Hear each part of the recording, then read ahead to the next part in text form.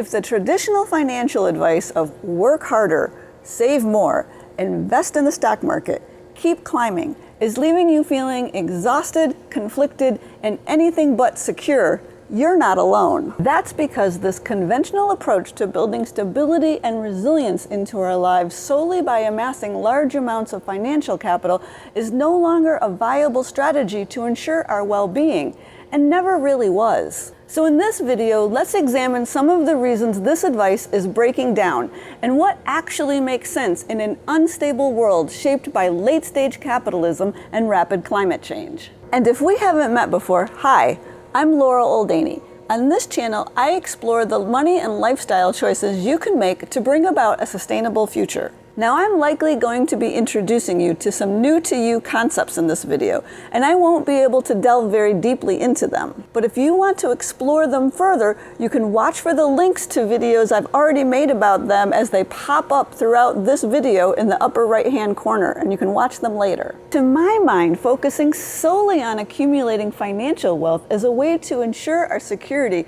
has long seemed insufficient and misdirected. Now let me say straight off that I'm not saying that money and financial capital don't play an important role in lending a certain level of stability and comfort to our lives. But there's so much more to a well-lived and stable life than pursuing money, especially in an unstable world. Which brings me to my first reason traditional financial advice falls short. When we follow it and work so hard to amass all that money, we're contributing to the destruction of the very future we're working so hard to try and prepare for. That so-called wisdom encourages us to work for, buy from, and invest in the very corporations that are mindlessly harming us, our communities, our democracies, and the planet. In other words, the conventional wealth advice upholds the conventional wealth infrastructure, which includes billionaires, corporations, extraction, destruction, pollution, and wealth inequality, all while making we the people poorer and our futures on planet Earth less secure. I know we can't completely extricate ourselves from our endless growth economy, but the more we can rethink how we define and how we build true wealth, the better the future we can help create for ourselves, our community, and the planet. And that brings me to the next point. Traditional financial wisdom and capitalism in general limit our thinking about how we can lead our lives, what job and lifestyle options we should consider, and how we design wealth and resilience into our lives. We get fed this myth of the American dream that we unquestioningly let ourselves get funneled into believing, that often results in a mundane and insecure life consisting of college, followed by student loan debt, bullshit corporate jobs, mindless consumption, credit card debt, and a great deal of dissatisfaction and disappointment. We don't do enough to consider the off-the-beaten-path options that are often much more satisfying and stable and better for our futures individually and collectively here on Mother Earth. Most of us have gone along with the mainstream narrative, whether consciously or unconsciously, that leads us to believe the only way we can bring money and resources into our lives to feel secure is by harming people and planet. That's led us to ignore the alternative choices we can make in the skills we build, the livelihoods we pursue, the assets we accumulate, the things we value, and how we design more stability into our lives. This is something my co-authors and I talk a lot about in our book, Growing Free, Financially Resilient and Economically, Ecologically, and Ethically Empowered. Well, I know most of you aren't going to divest completely from the stock market like I did. How many of you know that other, more socially conscious and less future-destroying investing options off Wall Street even exist? For example, over on the Steward platform, you can make loans to regenerative farmers. Through C-Note, you can earn some interest by putting your money to work in marginalized communities. Moving on with my list of reasons. That old school financial advice presumes a world that no longer exists. Conventional financial pundits, or at least their financial advice, still assumes the future includes predictable careers, cheap energy, a stable climate, continuous economic growth, and certain social safety nets. They're stuck in an old way of thinking, and apparently an alternate reality. As a green living and money coach, I get particularly concerned that their advice does so little to prepare you to start factoring climate risks into more of the decisions that impact your long-term financial health.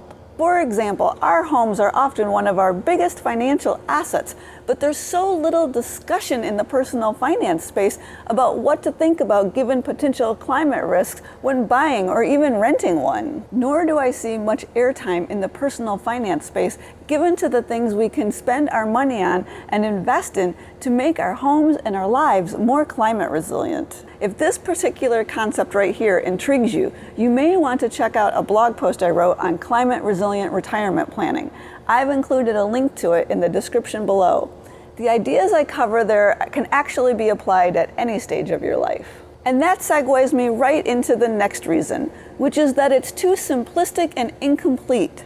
It only perceives financial capital and fails to recognize that there are more forms of capital and wealth that fill our lives. Thankfully, through permaculture, I was introduced to the concept of multiple forms of capital, only one of which is financial capital. When you step back and look at all of these forms of capital, what you see is that it's not the money or financial capital that we really want.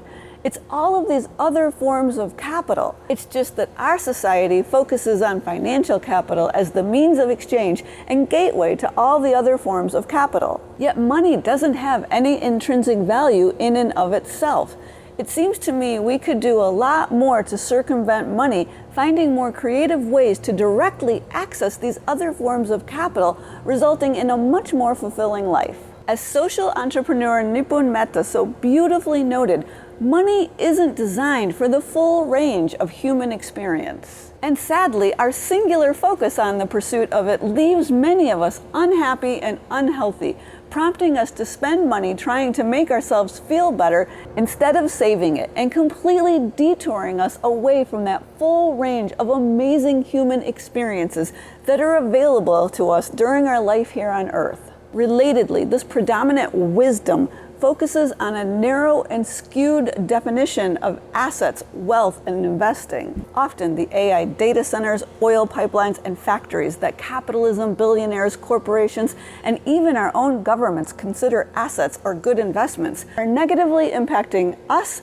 and our communities, leaving us poorer and unhealthier while enriching all of them. According to the Oxford Dictionary, capital is wealth in the form of money or other assets, as well as valuable resources of a particular kind. From an economics perspective, capital also has the potential to generate more wealth. And all those other forms of capital and resources we just looked at have the potential to do that.